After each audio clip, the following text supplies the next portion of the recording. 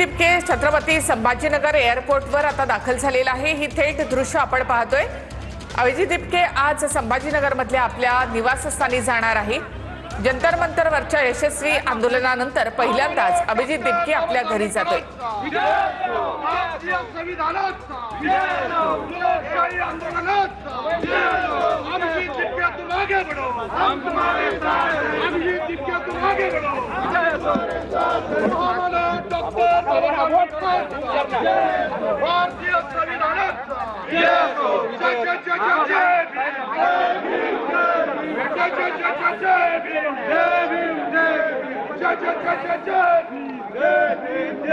भारतीय संविधानाचा लोकशाही आंदोलनाचा लोकशाही आंदोलनाचा अभिजित दिपके तुम आगे बढ़ो, हम तुम्हारे साथ हैं। अभिजित दिपके तुम आगे बढ़ो, हम तुम्हारे साथ हैं।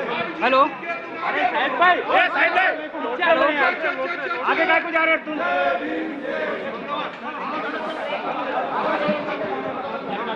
घरी ते जाणार आहेत। त्यांचे आई वडील त्यांचे नातेवाईक त्यांच्या स्वागतासाठी या ठिकाणी उपस्थित आहेत।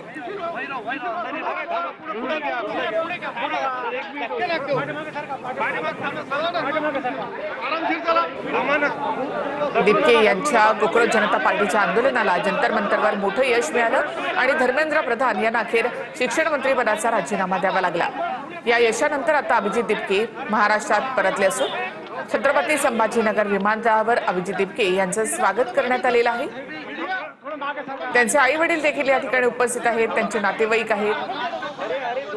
महाराष्ट्रात आल्यानंतर दिपके काय म्हणतात याकडे सगळ्यांचं लक्ष।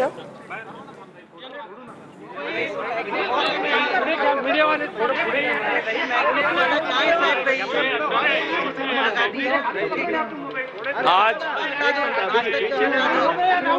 थोड़ा मागे वाड़ा सगळे भाई थोड़ा पीछे चलो ना थोड़ा पीछे चलो जल्दी करो।